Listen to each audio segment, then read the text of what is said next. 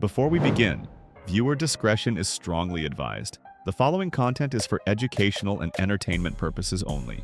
Everything you're about to hear is verbatim federal courtroom testimony from the Sean Diddy Combs trial, as reported by Inner City Press. The courtroom fell into complete silence. 50 Cent, known for his no-nonsense attitude and ruthless commentary, took the stand. No one expected what came next.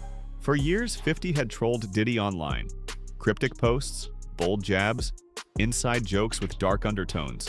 But no one believed he'd bring it all into a federal courtroom, under oath. Now, with prosecutors digging into serious allegations of trafficking and misconduct, 50 pulled back the curtain on a lifestyle few dared to mention. He didn't just throw shade, he brought evidence.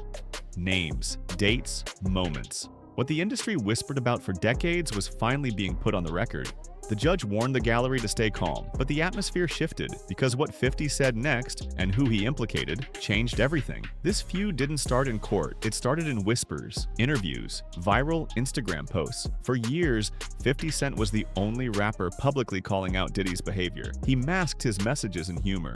But the implications ran deeper. In 2014, 50 posted a meme suggesting Diddy and Rick Ross had a relationship that went beyond business. It went viral. Most people laughed it off. But 50? He kept going. In 2018, on The Breakfast Club, 50 told a story that gave fans pause. He said Diddy once invited him to go shopping and said, "I'll pay for it." 50 raised an eyebrow. "Yo, this feels funny to me. What grown man invites another man to shop with him and says he'll pay?" The host laughed. But the message was clear. 50 was trying to say something without saying it. Fast forward to 2022. The lawsuits start piling up. Accusers come forward, and 50? He changes tone. He reposts the Cassie lawsuit with one caption. "Told you."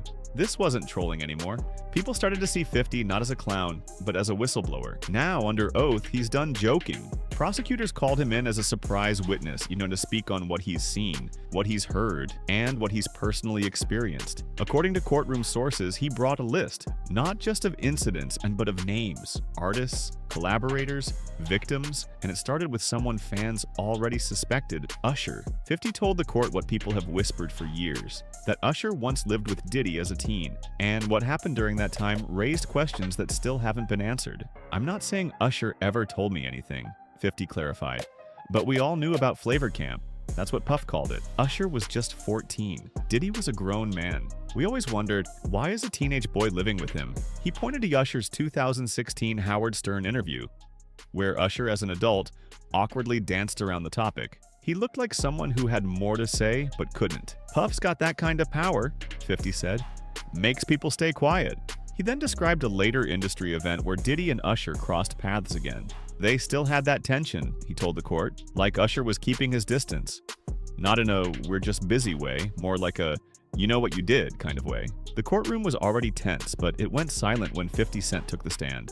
Known for his sharp tongue and zero-filter attitude, no one expected him to testify, let alone say everything under oath. For years, 50 had clowned Diddy online. Cryptic posts, offhand jokes, and jabs that seemed like trolling. Until now.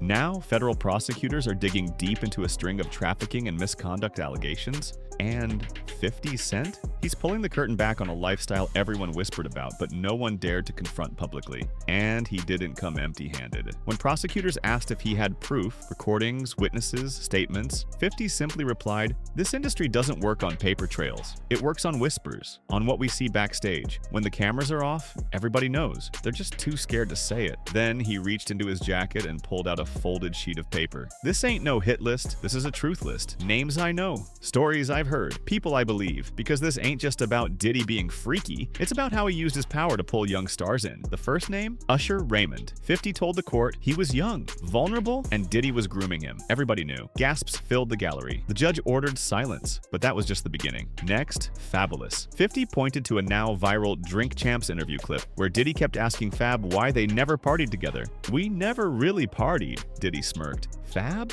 He laughed nervously, looked away.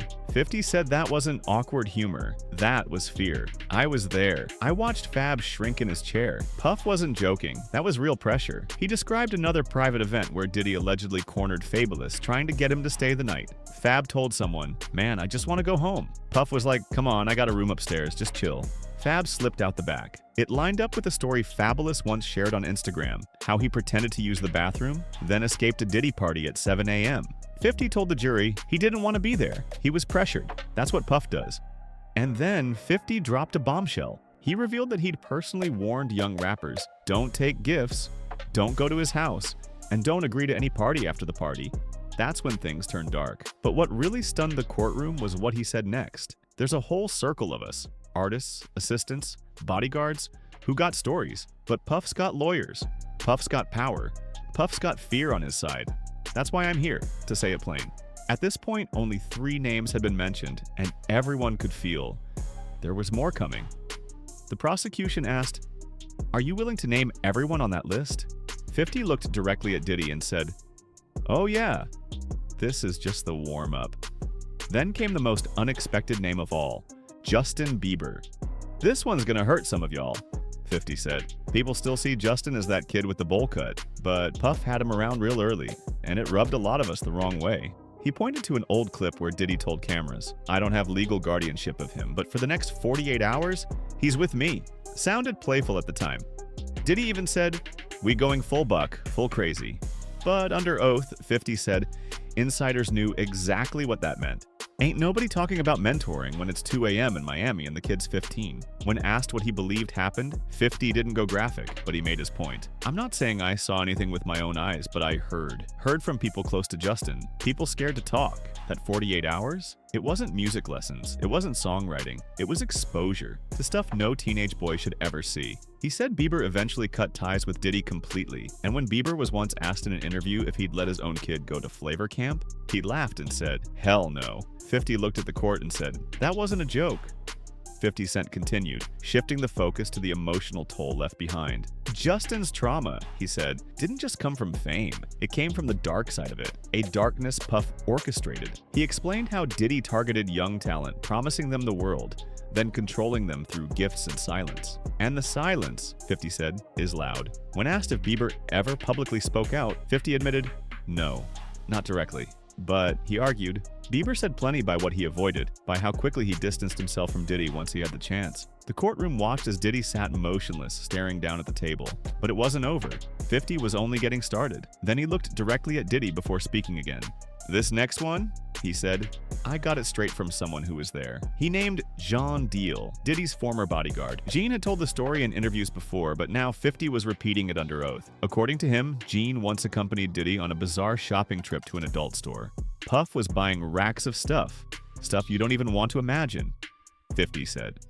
Gene, being security, had to carry the bags. But what came after was even more disturbing. They flew to North Carolina for a show. That night, Diddy and Ja Rule reportedly went into a private suite while John stood guard outside. A few minutes later, Ja Rule cracked the door open and warned him, "Yo, you might not want to come in here. It's a little freaky tonight." The courtroom held its breath. What was the implication? Prosecutors asked. 50 didn't sugarcoat it. He wasn't talking candles and rose petals. Whatever was going on, it wasn't two guys just chilling.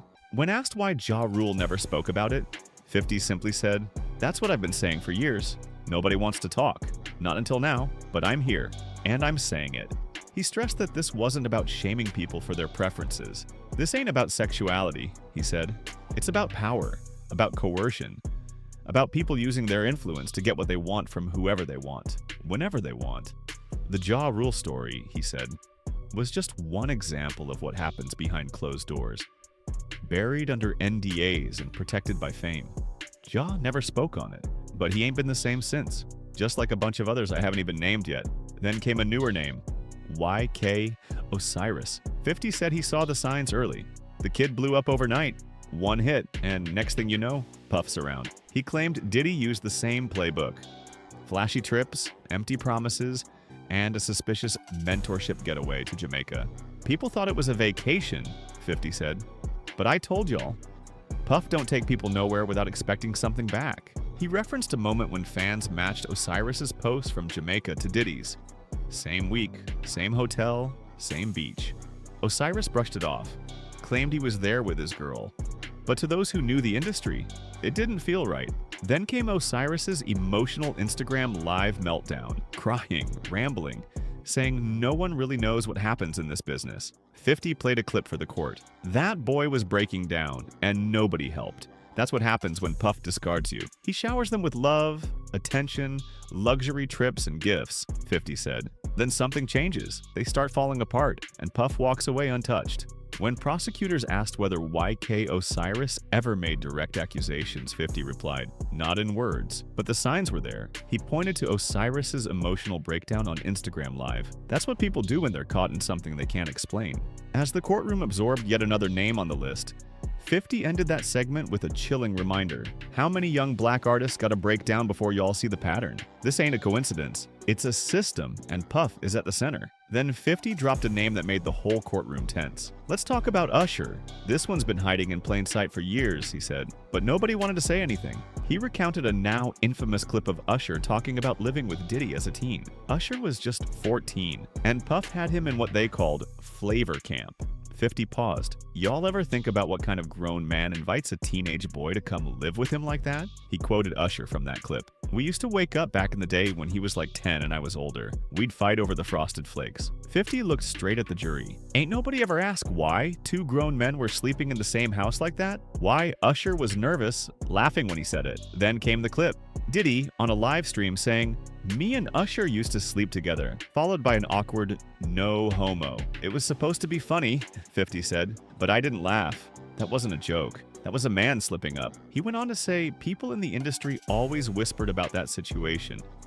Not because of anyone's orientation, but because Usher was a kid.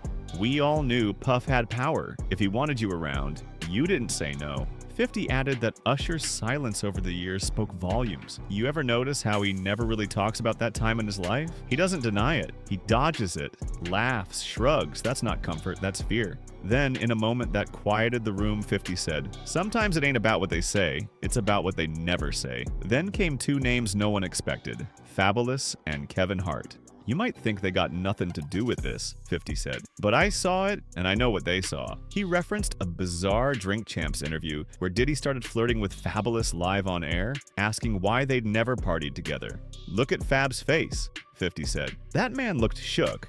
Not laughing, not smiling, like he was being reminded of something. Then there was Kevin Hart. 50 brought up a live stream where Diddy casually mentioned waking up with Usher, and Kevin's face dropped. "That wasn't a laugh, that was fear," 50 told the court. "That was a man thinking, please don't say more." He claimed both Kevin and Fab had been pulled into environments they never agreed to. "Puff always throws the wildest parties," 50 said, "but he don't let you bring security. Why you think that is?" He described stories of confiscated phones, signed NDAs, hidden rooms, and parties involving drugs, blindfolds, and axe guests only whispered about afterward. "Puff gets people to do things they'd never do in the light," 50 said. "And once you've been to one of those parties, he owns you."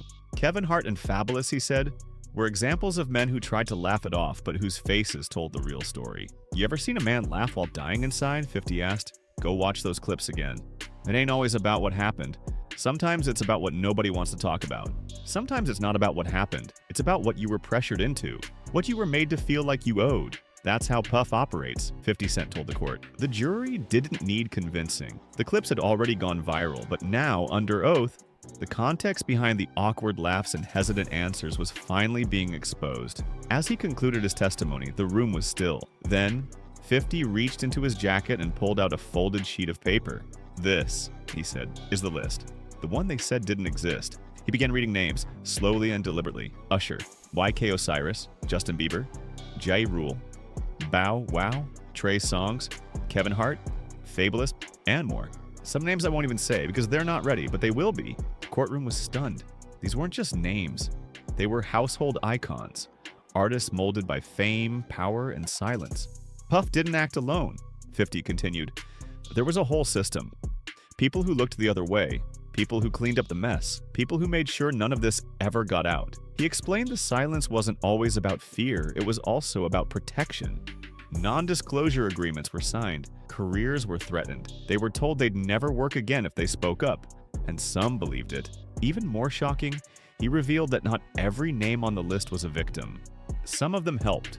They recruited, they benefited, but I won't name them, not today. When asked why he decided to come forward, 50 answered plainly, "I've seen too many people fall apart, too many breakdowns, I got kids, and I'm not letting this man do to the next generation what he did to the last." He ended with a chilling truth. This trial ain't about one video. It's not even just about Cassie. It's about the power this man used to break people, to ruin them. And I'm done staying quiet. There was no applause, no outburst, just silence. Because when someone like 50 Cent, feared, respected, and untouchable in his own right, starts naming names, the entire game shifts. As the courtroom emptied, it wasn't just Diddy who looked rattled. It was the entire industry. What 50 had done wasn't just testify. He had opened Pandora's box. The headlines exploded. 50 Cent names names in Diddy trial. Freak-off scandal expands. Is hip-hop's power structure crumbling? But the real chaos began behind the scenes. PR teams scrambled. Lawyers drafted cease and desist letters. Celebrities who once posted vacation pics with Diddy went silent. Social media feeds were wiped. Comments turned off. Entire pages deleted overnight. Sources close to the trial revealed that several high-profile names mentioned in 50's testimony were now lawyering up. This is about to get a lot bigger, one insider said. In Hollywood, agents started distancing clients. Endorsement deals were paused. Studios and streamers reevaluated contracts with anyone affiliated with Bad Boy. Even Kevin Hart, who once laughed off Diddy's antics, canceled 2 appearances that week, citing family time. Meanwhile, online forums lit up. Fans dug through old interviews, cryptic quotes, awkward red carpet moments, and archived live streams. But 50 wasn't scared. The morning after his testimony, he posted to Instagram, "They tried to cancel me before. I dare them to try again. Y'all not gonna shut me up while people still suffer." The post included a photo of him outside the courthouse captioned, "More names coming soon."